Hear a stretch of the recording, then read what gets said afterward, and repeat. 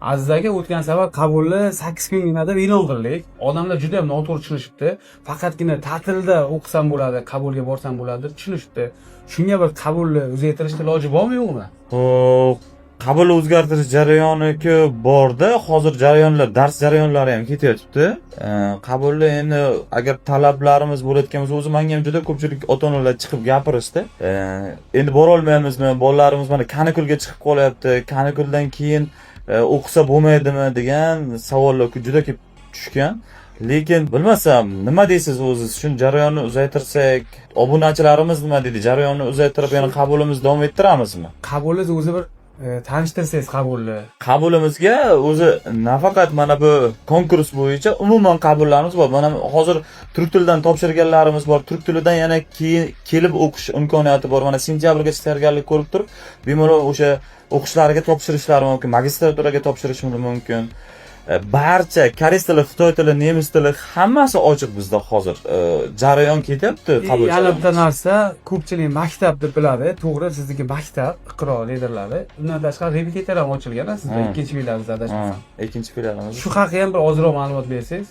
Maktablarimizga hozir jarayon, qabul jarayoni ketyapti. 1-sinfdan 11-sinfgacha bo'layotgan o'quvchilarimiz qabul qilamiz.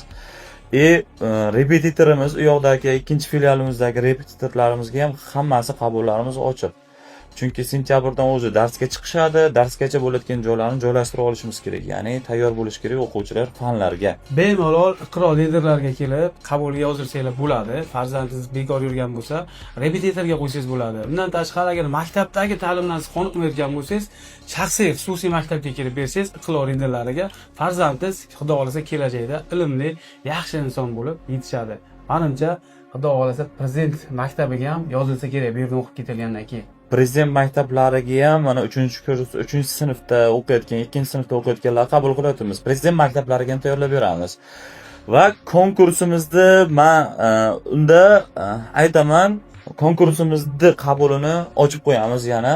Bo'lmasa jarayonni o'sha qabul qilamiz. Bo'lmasa yaxshi bo'libdi-da, jendrani misol uchun hop 3 oy emas, bir 5 oy, 6 oyga sursa bo'ladi. Ha, endi hamma o'ynagisi kelyapti, o'sha jentra yutkish kelyapti, kimdirlar o'sha bilimiga ishonyapti.